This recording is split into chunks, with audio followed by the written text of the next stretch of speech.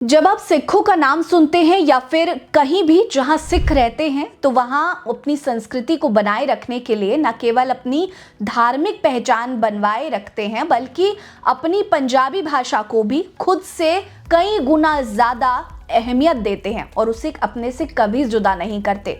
लेकिन क्या हो अगर हम आपसे ये कहें कि ऐसा एक गांव है जहां वैसे तो 500 सिख रहते हैं लेकिन उनमें से कोई भी पंजाबी भाषा नहीं बोलता।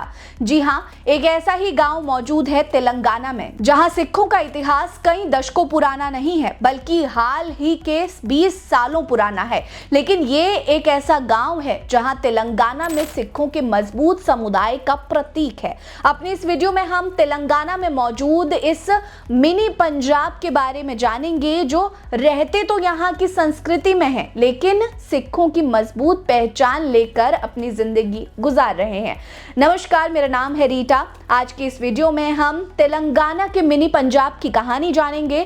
आपको हमारी वीडियो पसंद आएगी तो लाइक कर लीजिएगा, चैनल सब्सक्राइब करना मत भूलिएगा। तेलंगाना की राजधानी हैदराबाद के पास मौजूद है शमशाबाद। फरवरी 2022 में पीएम नरेंद्र मोदी ने शमशाबाद के एक गांव में 216 फीट ऊंची संत रामानुजाचार्य की भव्य प्रतिमा का अनावरण किया था। इस प्रतिमा को स्टैच्यू ऑफ इक्वालिटी कहा जाता है, लेकिन मुद्दा प्रतिमा नहीं है बल्कि प्रतिमा के बगल से जाती एक संकरी धूल भरी सड़क है जो हैदराबाद बेंगलुरु हाईवे से मुड़कर इस बस्ती तक पहुंचती है। ये बस्ती 2 दशक पहले गचूभाई थांडा के नाम से दर्ज थी, लेकिन यहाँ रहने वाले लोग इस नाम को लगभग भूल चुके हैं क्योंकि उनके लिए ये जगह गुरु गोविंद सिंह नगर है। यहाँ रहने वाले करीब 90% लोग सिख हैं।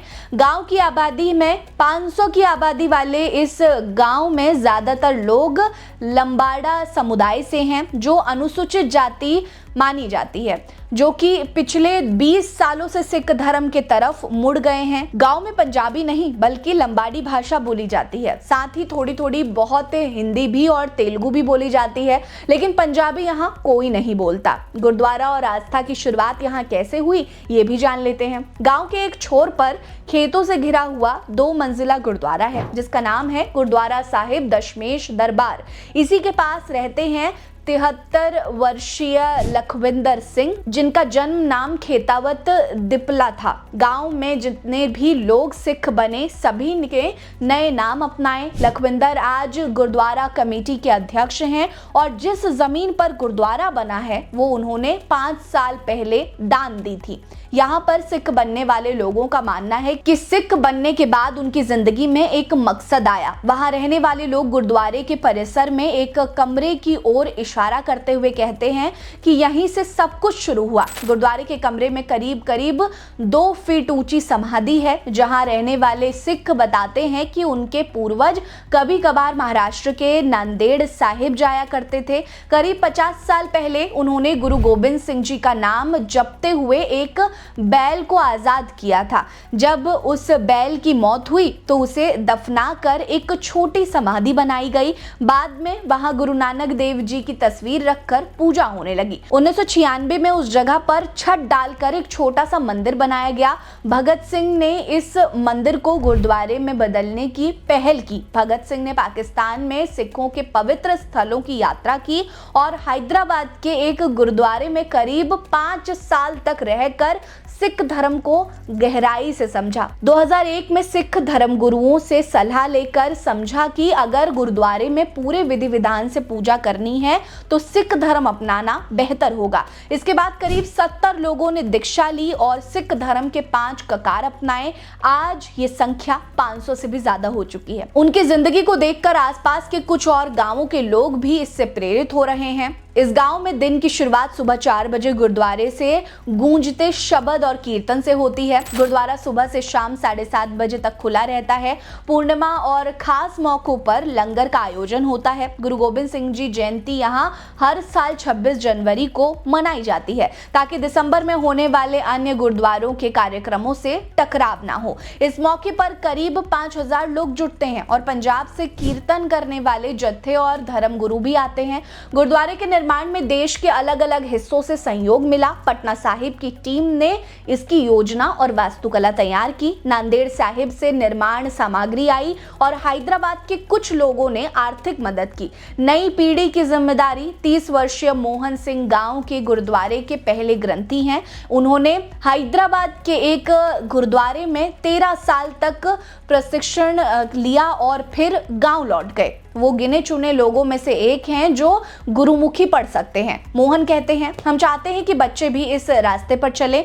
खाली समय में वो बच्चों को सिख धर्म के सिद्धांतों के बारे में बताते हैं, समझाते हैं। कभी कभी दूसरे गुरुद्वारों से लोग आकर बच्चों को कीर्तन या गतका भी सिखाते हैं।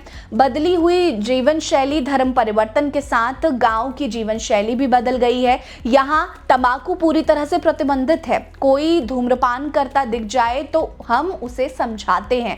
गांव में ना शराब मिलती है ना ताड़ी मिलती है। इतना ही नहीं, मांसाहार भी तभी होता है जब जानवर को झटके से मारा गया हो। इसके लिए कुछ लोग खुद कसाई की जिम्मेदारी निभाते हैं। शादी ब्याह और सामाजिक तालमेल, छोटी आबादी होने की वजह से रिश्तों को लेकर सवाल उठता है। हालांकि कई सिखों ने दूसरे राज्यों, यहाँ तक कि पंजाब से भी रिश्ते ढूंढने में मदद की पेशकश की है। हालांकि पंजाब के बुजुर्ग मानते हैं कि अपने ही लंबाड़ा समुदाय में शादी बेहतर रहती है, चाहे सामने वाला सिख हो या ना हो। यहाँ आज भी कुछ परिवार ऐसे हैं जिन्होंने सिख धर्म नहीं अपनाया, लेकिन फिर भी गांव में कभी सांप्रदायिक तनाव नहीं हुआ है। गुरु गोबिंद सिंह नगर की कहानी दक्कनी सिखों के लंबे इतिहास से जुड़ती है। करीब 300 साल पहले गुरु गोबिंद सिंह जी के साथ सिख दक्षिण आए।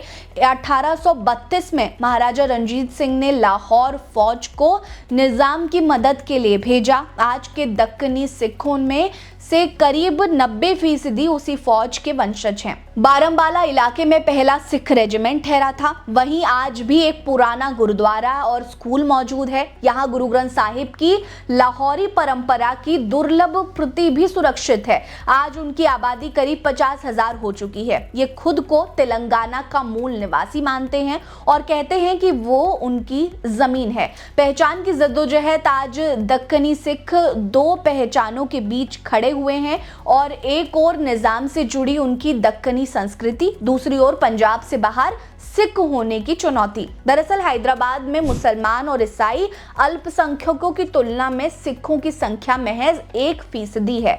सरकारी नौकरियों, आरक्षण और संसाधनों में उन्हें अपेक्षित हिस्सेदारी नहीं मिली।